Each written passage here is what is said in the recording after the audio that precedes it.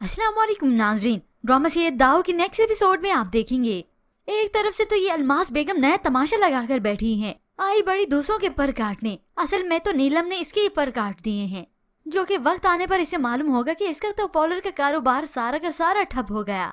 और इधर वो नेहा को अलग से ब्लैकमेल कर रही हैं। नेहा तो अपनी सास अलमास बेगम के आगे गिड़गिड़ाती है, रोती है, उन्हें दुहाई देती है, मेरा आप लोगों के अलावा इस दुनिया में कोई नहीं है, आसिम मेरी जिंदगी है और मैं उनके बगैर नहीं रह सकती। मगर अलमास बेगम ने तो उसे धमकी दे दी कि अगर उसकी तरफ से कोई खुशखबरी ना मिली तो वो अपने बेटे आसिम की दूसरी शादी करवा देंगी। ये खुशखबरी ना मिलने का तो बस बहाना ही है। असल में तो अलमास बेगम को इस नेहा से बदला लेना है कि इसने मेरी बेटी का साथ दिया कैसे। और वहाँ पर आलियान जो कि अपनी बहन का बदला लेने के लिए सुम्बुल की जिंदगी अजीरन बना चुका है।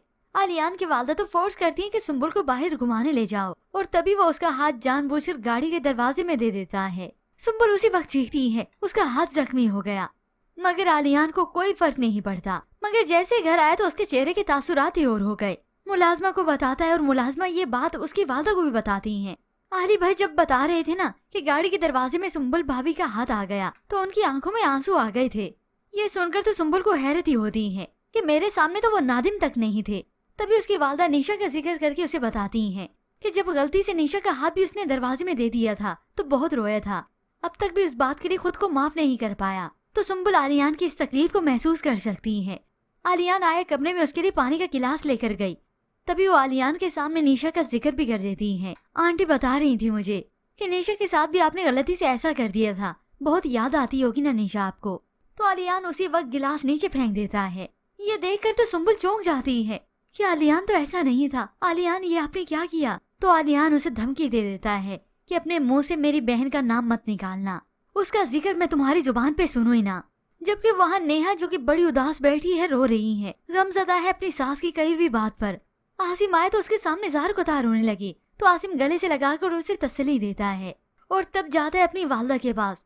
मगर उसकी वालदा तो ऐसे प्रिटेंड करने लगी जैसे अच्छे काम नेक काम ही यही करती हैं और अपने बेटे को भी इस नेक काम के लिए वक्फ कर रही हैं। बहुत सी लड़कियां घर में बैठी हुई हैं जो अच्छे शोहर ढूंढ रही हैं, तुम दूसरी शादी करके नेकी का काम करोगे। मगर आसिम राजी नहीं होता और उसकी वालदा है कि कोई भी बात सुनने के लिए तैयार ही नहीं।